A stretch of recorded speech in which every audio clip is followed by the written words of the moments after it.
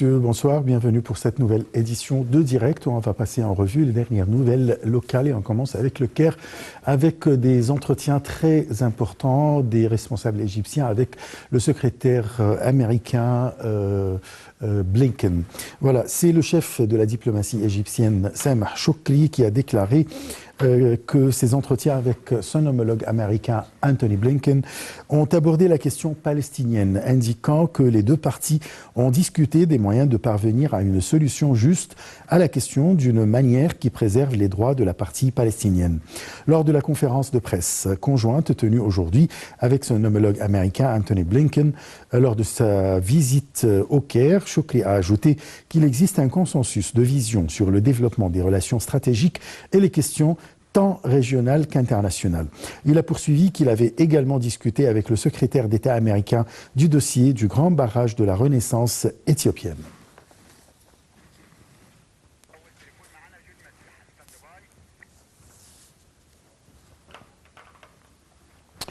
Et pour discuter de cet entretien entre Sameh Choukri et son homologue américain Anthony Blinken, nous avons le plaisir d'accueillir au bout du fil Monsieur John Massiha. Vous êtes analyste politique. Bonsoir. Oui, bonsoir monsieur. Alors, cet entretien entre les chefs de diplomatie américains et égyptiens ont abouti à un consensus qu'il faut régler la question israélo-palestinienne avec tous les moyens pacifiques. Voilà, le plus grand pays au monde, je parle des États-Unis, le plus grand pays dans la région, je parle de l'Égypte, qui ont un consensus ou bien qui sont d'accord de résoudre le problème ou bien la question ou la cause palestinienne par la voie diplomatique. Surtout qu'aujourd'hui, Blinken s'est dirigé vers Israël pour discuter de cette question avec Netanyahou, le Premier ministre israélien. Est-ce que vous voyez que c'est possible actuellement de résoudre cette cause ? Écoutez, nous aurions pu être aujourd'hui en 1960 et poser exactement la même question et malheureusement avoir exactement la même réponse. C'est-à-dire que sur le fond, si vous voulez, le conflit israélo-palestinien est un dossier inextricable. C'est-à-dire que je ne vois pas comment aujourd'hui on peut résoudre de manière définitive la question israélo-palestinienne pour une raison simple, c'est que en fait les Palestiniens depuis 1948 ont refusé le partage de l'ONU. Ensuite, toute l'histoire des guerres israélo-arabes, c'est l'histoire des Palestiniens avec une partie du monde arabe qui ont voulu remettre en cause le partage de 1948, se débarrasser en fait des Juifs et créer un État palestinien sur l'ensemble de la terre. Ça a été le rêve palestinien jusqu'à peu près 1993, puisque c'est en 1993 que les velléités de destruction de l'État d'Israël ont disparu de la charte de l'OLP à l'occasion des accords d'Oslo. Et en fait, aujourd'hui, depuis donc il y a eu la colonisation israélienne en Cisjordanie, Judée-Samarie.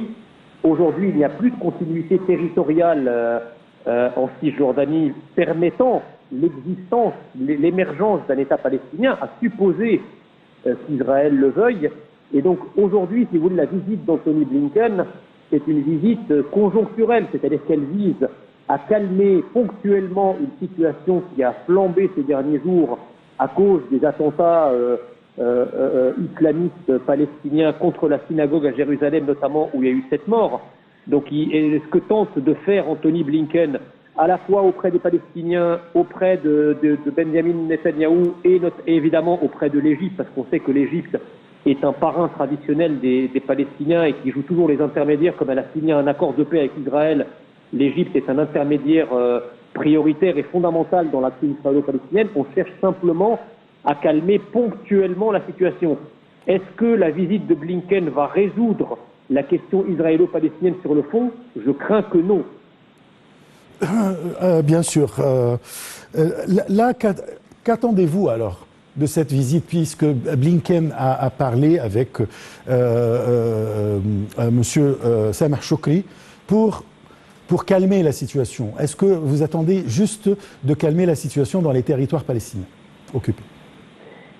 Si vous voulez, le problème, il est plutôt du côté palestinien, parce que, en réalité, tant que la question palestinienne était exclusivement une question politique, comme du temps de l'OLP, évidemment que l'Égypte, qui est aussi dans une approche politique, avait un pouvoir d'influence énorme auprès des Palestiniens.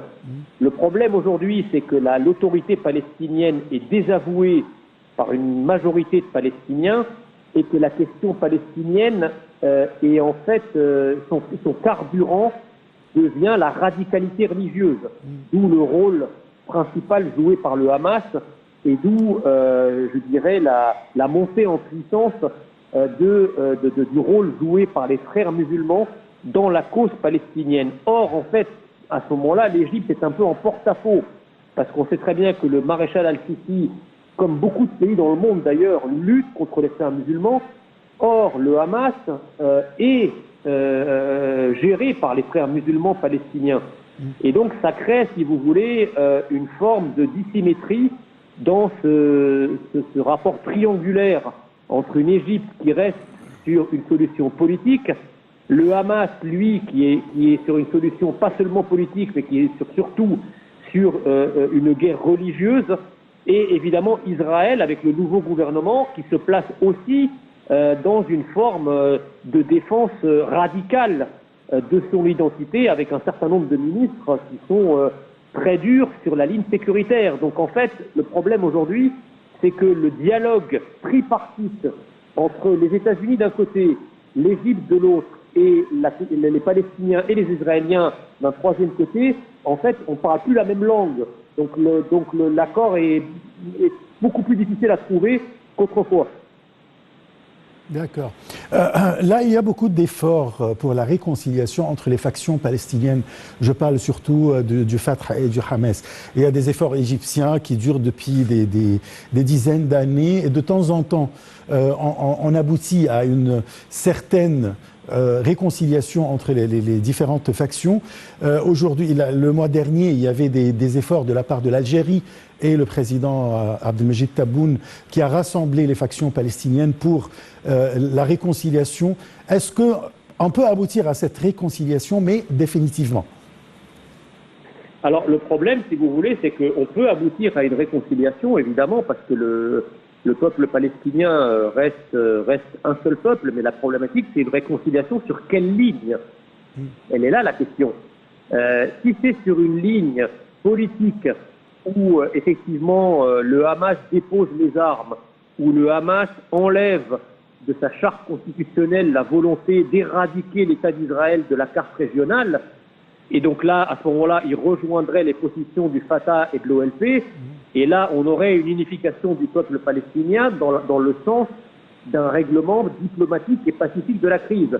Maintenant, si l'unification des mouvements palestiniens se fait sur la ligne du Hamas, à ce moment-là, la question va être extrêmement grave. J'ajoute que je penche plutôt pour la deuxième solution, d'abord parce que le Hamas, ou en tout cas l'idéologie frériste et l'idéologie islamiste est aujourd'hui majoritaire dans le peuple palestinien en raison des défaillances de l'autorité palestinienne, mais surtout un certain nombre de pays arabes, dans le cadre des accords d'Abraham, ont signé des traités de paix avec Israël. Et donc, ils ne sont plus vus par les Palestiniens comme les parrains de la cause palestinienne. Je pense notamment aux Émirats arabes unis ou à Bahreïn, notamment les Émirats arabes unis, qui étaient un grand donateur pour la cause palestinienne dans le cadre des conférences internationales de donateurs, et qui aujourd'hui, de par le fait qu'ils ont normalisé leur rapport avec Israël, eh bien, ils sont peut-être moins enclins à soutenir la cause palestinienne comme ils la soutenaient avant les accords. Donc, si vous voulez, à la fois en raison du redimensionnement de la sphère régionale par rapport aux nouveaux pays avec lesquels Israël a signé des traités de paix des pays arabes, et ensuite en raison de la prédominance de l'idéologie du Hamas au sein du peuple palestinien, je crains que si demain il y a une réunification comment dirais-je, des différentes factions palestiniennes, cette réunification se fasse sur une ligne plus dure que la ligne qui prévalait jusqu'à présent. Parfait. Je vous remercie beaucoup, Monsieur John Massiha. Je rappelle que vous êtes analyste politique. Vous avez parlé de la rencontre entre le chef de la diplomatie égyptienne, Samah Choukri, et son homologue américain, Blinken, et qui s'est dirigé, après sa visite en Égypte, vers Israël pour se rencontrer avec Benjamin Netanyahu, le Premier ministre israélien, pour discuter de calmer la situation dans les territoires palestiniens occupés, puisqu'il y a, on est au courant qu'il y a des violences de part et d'autre depuis quelques jours, avec un nombre de victimes des deux côtés. Là, je vous laisse avec une petite pause et on se retrouve juste après. Egypt opens up to the world. President Abdel Fattah al-Sisi meets with world leaders.